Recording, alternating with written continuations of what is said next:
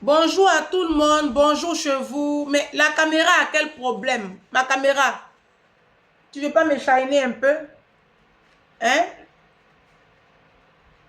Tu me rends bizarre comme ça, faut me shiner un peu. Il y a quoi dans cette jalousie? Il n'y a rien dans la jalousie. Oh. Ah, tu es revenu, tant qu'à faire, ma chère. Tout ça, c'est les attaques. Hein. Vous allez bien? Bon, moi je vais super bien.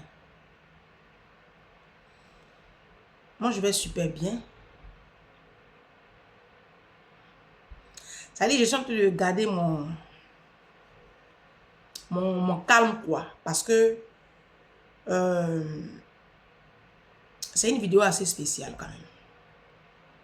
Il y a quelques jours, il y a une jeune dame, une jeune femme, vraiment jeune, qui rentre en contact avec moi, qui vit en Côte d'Ivoire. Je n'ai pas peur de dire qu'elle vit en Côte d'Ivoire. Elle vit en Côte d'Ivoire et elle me raconte une histoire vraiment très difficile. Donc, elle demande de l'aide. Je lui ai dit, tu vas expliquer l'histoire et puis le concerné, vu que je suis beaucoup écoutée en Côte d'Ivoire, j'espère qu'il va écouter cette vidéo. J'espère que ça va lui parvenir et qu'il va réagir. Parce que sinon, on va passer à la vitesse supérieure. Donc, je vous invite à écouter cette dame, cette jeune fille. S'il vous plaît, les jugements là, si vous pouvez me les épargner en commentaire, ça va m'arranger un peu, quoi. Merci.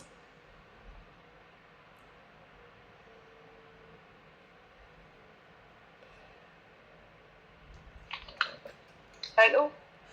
Allô, bonjour ma chérie. Allô? Oui, je vais t'appeler. Bonjour maman. Je vais t'appeler Lucie, ma chérie. D'accord? D'accord. D'accord. Ça va, sinon, tu peux m'appeler Ange. Hein? D'accord maman. D'accord. D'accord. Ok. Comment tu vas? Ça va? Je vais très bien. Je vais très bien. Donc, explique-nous ton histoire. Explique-nous ton histoire. Là, tu as 3 enfants. Et c'est ça. on commence par le premier enfant. Il faut faire très vite. Tu as juste 5 minutes. Il ne faut vraiment pas que ton histoire dépasse 5 minutes. Donc, tu raccourcis en 5 minutes pour que moi, je puisse prendre le relais. D'accord? D'accord. Donc, vas-y. D'accord. Alors, j'ai une fille de 11 ans qui a fait un neuropalu, qui a provoqué un AVC. Et après, j'ai eu un deuxième garçon qui est autiste. Ta fille a eu un neuropalu. C'est-à-dire qu'elle avait quel âge quand elle a eu neuropalu? Elle avait 1 an 3 mois. Elle avait 1 an 3 mois quand elle est tombée malade. C'est ça. Elle a fait un AVC. Elle a fait un AVC. Oui, c'est ça. À 1 an 3 mois, ta fille a fait un AVC. C'est ça. C'est ça. Et ça l'a rendue handicapée, c'est ça?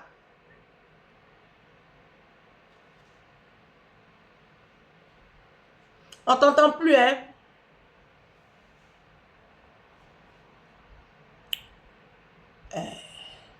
Alors, elle m'explique que elle a connu très jeune un homme avec qui elle a fait une fille. Cet homme-là la violentait. Cet homme-là la maltraitait.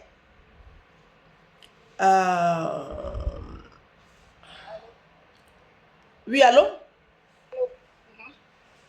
Donc, tu as fait la fille. Allô? Oui, ok, on t'écoute. Hein, tu as fait une fille, elle a fait un AVC. Elle avait 1 an 3 mois et elle est tombée malade. Et là, jusqu'à présent, elle a 11 ans, mais elle est en situation de handicap. C'est ça, elle est toujours en situation de handicap. Et après, j'ai eu mon premier garçon, qui a été diagnostiqué l'année dernière autiste. Et après lui, je suis partie dans un centre pour... Tu as eu quoi? Tu as eu ton deuxième garçon tu as eu un garçon qui est autiste. Oui, un premier garçon qui a été diagnostiqué autiste l'année dernière. Donc, je suis partie, avant ça, je suis partie dans un centre de rééducation pour pouvoir entamer une rééducation pour ma fille. et en 2020. Et c'est comme ça que j'ai rencontré le directeur du centre de rééducation à qui j'ai exposé mon problème, qui m'a promis de m'aider. Il m'a dit qu'il allait m'aider parce que mon histoire l'avait touché. Donc, il avait promis de m'aider. Et après, quand on a commencé la rééducation de la petite, il a commencé à me faire des avances. Et j'ai refusé ces avances parce que moi, c'était la rééducation de ma fille qui m'importait. Et il me faisait du chantage comme quoi si je l'acceptais, il allait prendre en charge la rééducation, il allait m'aider, c'est ce qu'il me disait. Que moi, c'était pour m'aider. Voilà, il fallait que j'accepte des avances pour pouvoir m'aider. Mais je n'étais pas d'accord parce que moi, c'était la guérison de ma fille qui m'importait. Et lorsque la rééducation a commencé, il est venu à la maison ici et il m'a violée. Allô? Ma chérie, je t'écoute.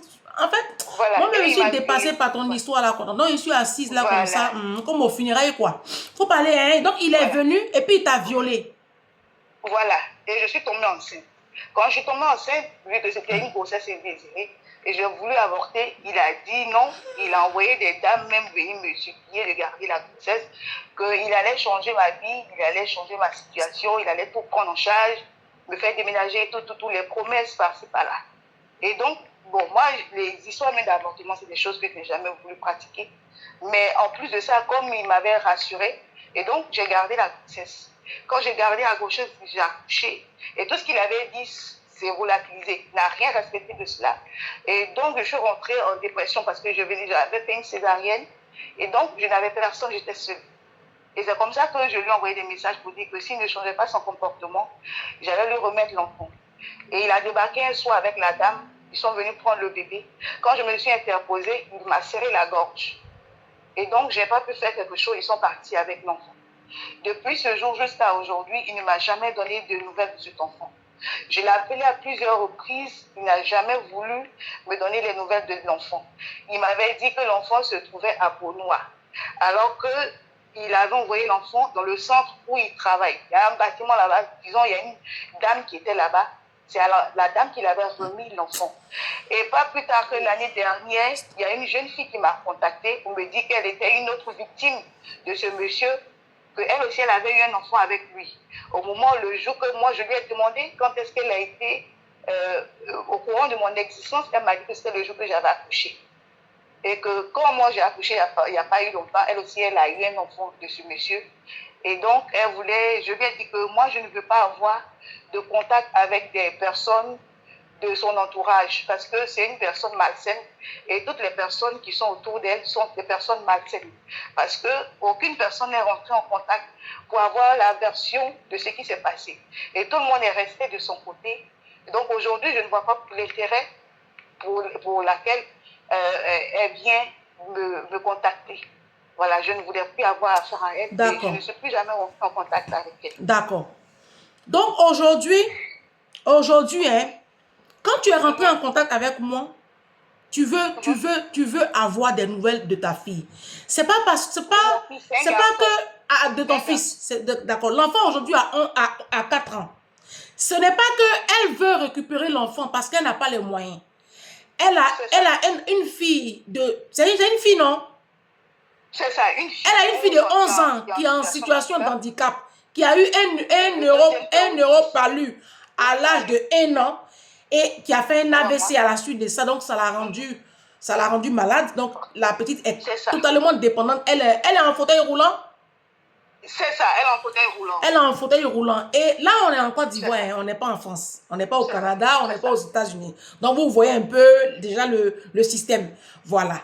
Donc, la jeune fille qui est en ligne là, elle n'a aucune situation. Aucune situation. C'est ça, hein? Tu ne travailles pas? Tu travailles ou pas? C'est ça, je ne travaille. Non, je ne travaille pas. Tu as quel âge? J'ai 37 ans. J'aurai 37 ans le 24 octobre. D'accord, ok. D'accord. Donc, je vais te laisser. Parce que là, ce que tu veux, c'est que ce monsieur-là te donne des nouvelles de ton enfant. Toi, tu veux avoir des contacts avec ton enfant. Tu veux savoir ce que ta fille mange. Ta fille, où elle dort. Qui s'occupe de ta fille. Tu veux avoir aussi un moment aussi avec ton enfant. Tu n'as pas les moyens de la garder en plein temps, mais tu veux avoir au moins des jours de garde pour ton enfant. C'est ça. Et là, tu dénonces en fait aussi un violeur. C'est ça. Si. Même si on est en Côte d'Ivoire. Hein. C'est ça. Donc là, voilà. Ok, je vais te laisser et puis je vais continuer la vidéo parce que comme toi et moi, on a parlé en inbox, je sais ce que tu me demandes de faire. C'est ce que je vais faire maintenant. D'accord? C'est ça. Allez, bisous ma chérie. On se rappelle tout à l'heure. Bisous, maman. D'accord. D'accord. Merci beaucoup. Bon, mes mind people, voici la situation. Alors, je sais que je suis beaucoup écoutée en Côte d'Ivoire. Et en Côte d'Ivoire, il y a des juristes. Il y a des femmes juristes. On a l'association des femmes juristes. On a des femmes qui travaillent au niveau du droit. Il y a des femmes commissaires de police. Il y a des femmes officiers de police. Vous êtes des mamans. Si vous écoutez cette vidéo, c'est votre soeur, votre fille qui est dans une situation. Voici ce que ça crée, la pauvreté. Voici ce que ça crée, la pauvreté. Je ne lui ai même pas demandé où sont tes parents. Parce que les parents en Afrique, vous n'êtes pas là.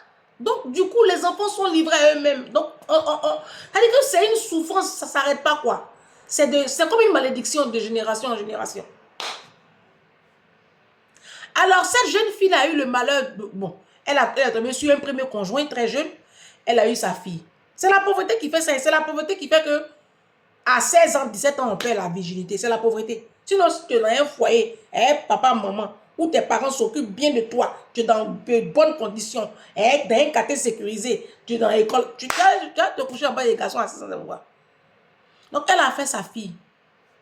Sa fille est tombée malade. Et le père, il est parti. Vous connaissez les Africains, non? Vous connaissez les Africains. Enfant même en bonne santé, ils sont bons. C'est pas quand l'enfant est dans le fauteuil roulant, il va rester. Voilà, donc il s'est volatilisé. Comme d'habitude, hein, de toute façon, ça, c'est pas un scoop. Elle rencontre un autre homme. Elle fait un enfant avec cet homme. L'enfant, il sort, il est autiste. Là, on est en Côte d'Ivoire. C'est pas évident, d'accord? Donc, elle se retrouve jeune maman avec 2 enfants en lourde situation d'handicap. Et à un moment donné, ses copines lui disent « Ah, ta grande fille ne peut pas rester comme ça. On va chercher de l'argent pour te donner. Tu vas chercher une personne pour faire la rééducation de ta fille. » Donc, ses copines se sont associées, ont cotisé l'argent pour lui donner. Il faut trouver un gars, un truc pour éduquer ton enfant, pour faire les rééducations, quoi. Donc, c'est comme ça qu'elle a trouvé, il y a un cabinet de trucs là, le responsable. Elle est tombée sur lui. Comme c'est une jolie fille, parce que j'ai vu sa photo, elle est très belle. Tu la vois, on dirait habillée, la jolie fille. Donc, quand le monsieur l'a vue, il a commencé à fantasmer. Il dit, il va l'aider. Que tu n'auras même pas à payer. Elle dit, non, moi je vais payer. Il dit, non, non, non, non. Moi je veux de toi. Tout ça là, il a commencé à lui faire la cour. Elle ne voulait pas parce qu'elle n'était pas bien même. Elle n'était pas bien. Et c'est comme ça, un jour, il vient chez elle. Il était venu pour faire la rééducation de l'enfant. Et depuis, comme il a courtise, elle ne veut pas. Ce jour-là, il la violente. Parce que le monsieur, il est vraiment physique. Donc le monsieur, il la brutalise et puis il la viole. Non, en Afrique, c'est tout le temps comme ça. Hein. C'est parce que là-bas, quand tu as un certain statut social, tu n'es pas inquiété.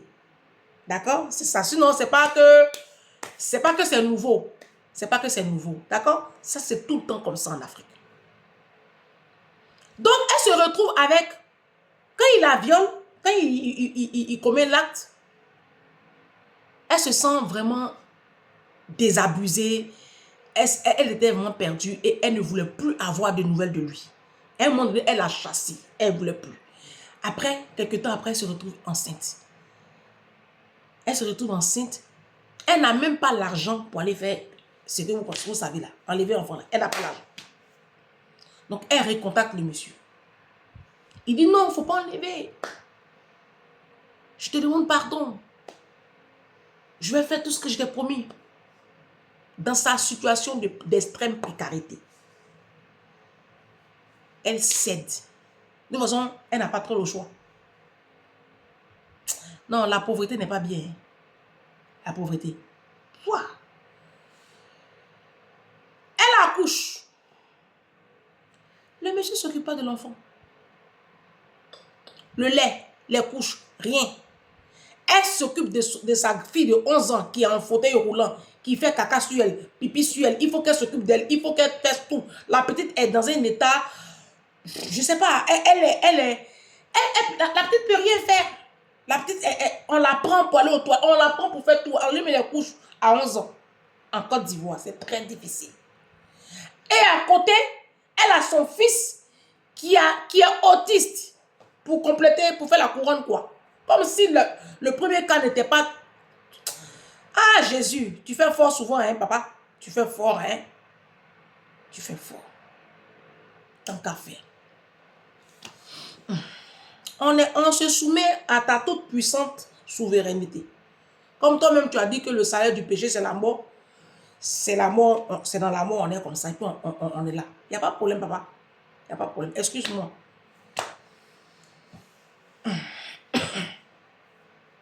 Donc, souffrance, la femme est dans la souffrance.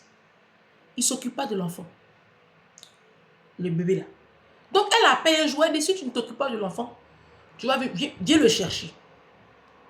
Et il prend une dame. Ils viennent un jour, très tard le soir. Ils viennent prendre le bébé. Bébé de combien de mois là, hein? Elle dit non, touche pas mon enfant. Il dit, mais tu n'as pas dit de venir prendre l'enfant. Elle dit, mais non, c'était pour te faire réagir. C'était pour te faire réagir. Il l'a brutalisé là-bas, coincé au mur, serré son cou et commencé à étouffer devant ses deux enfants malades. Même l'enfant qui est autiste là, a réagi devant. Il voyait sa maman de partir, il a réagi. L'enfant qui est autiste là. C'est là elle a lâché prise. Elle a arrêté de se battre avec le monsieur. La femme sorcière qui accompagnait le monsieur, elle ne sait même pas qui c'est. Elle ne sait pas qui c'est. Elle sait que c'est une dame. En fait, ce n'est pas une femme avec qui il couche. C'est sûr parce que la femme avait pratiquement un peu plus âgée que lui, un truc comme ça. Peut-être une tante, je ne sais pas. Il prend l'enfant, il disparaît dans la nature. Ça fait 4 ans. Je reçois beaucoup d'histoires et je suis obligée de prier. Sinon, je ne vais pas en sortir en fait. C'est méchant. C'est un crime. Ce monsieur est un criminel. Ce monsieur doit être arrêté par les autorités compétentes de la Côte d'Ivoire. Il doit répondre de son crime crapuleux. Parce qu'il enlève un bébé à une mère désabusée dans la détresse après l'avoir violé. Très cher monsieur, je vais m'adresser à vous. J'ai votre nom. J'ai votre identité complète. J'ai tout votre nom. J'ai votre date de naissance. Je sais où vous avez officié, dans quel service. Je connais tout. Donc, la première personne qui m'appelle de la Côte d'Ivoire, la première juriste, ou si ma tante commissaire à la base, épouse Sikeli, m'appelle, en tout cas, la personne qui m'appelle pour dire que on peut aider cette femme, moi, je lui donne tout le dossier, ton nom complet, tout. Tu vas aller t'expliquer là-bas. Donc, si tu écoutes la vidéo là,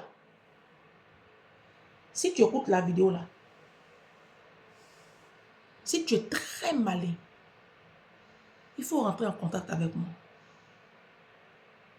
Parce que si tu ne réagis pas à cette vidéo, ce qui va se passer là, c'est toi qui vois. Parce que tu seras poursuivi pour viol et pour enlèvement d'enfants. Tu as 2 crimes. Tu es un criminel. Et vous êtes nombreux comme ça en Afrique. Vous êtes nombreux comme ça, vous les hommes africains, qui traînez dans les rues de la capitale Abidjan. Vous êtes des démons. Vous abusez de la précarité de ces jeunes filles-là.